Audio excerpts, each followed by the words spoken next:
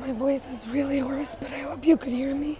In the Talmud at Barachos 61b, it says, if it says with all your soul, why should it also say with all your might? And if it says with all your might, why should it also say with all your soul? Because there should be a man whose life is dearer than his money. For him it says with all your soul.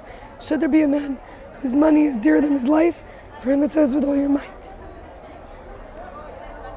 In the email from NA, Narcotics Anonymous, just for today, it says recovery is a process that brings about change in our lives.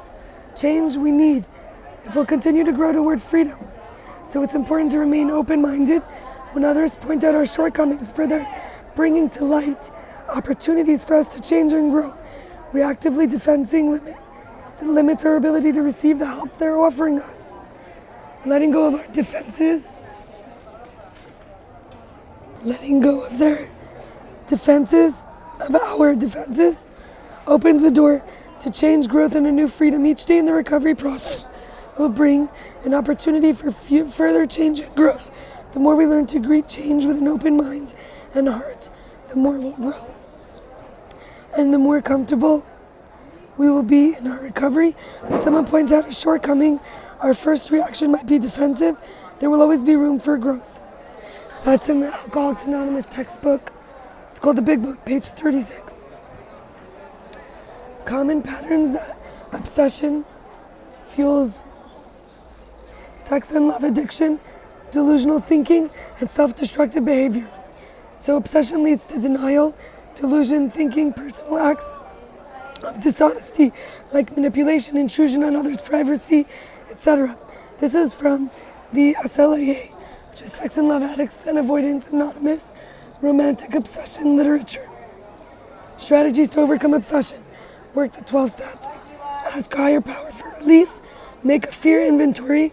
Seek service opportunities. Make a list of accomplishments, strengths, and talents. Pray, meditate, knowing God wants us to live free of shame, self-hatred, and isolation and fear. Find and reconfirm life, purpose, and mission. Request temporary no contact agreement. Detach and avoid an object of obsession one day at a time. Practice humility and accept that we are powerless over the object of our obsession and the feeling of obsession themselves. Welcome healthy interest in people into our lives. Practice healthy vulnerability by sharing at meetings, getting and regularly calling a sponsor, and providing outreach to the addict that still suffers.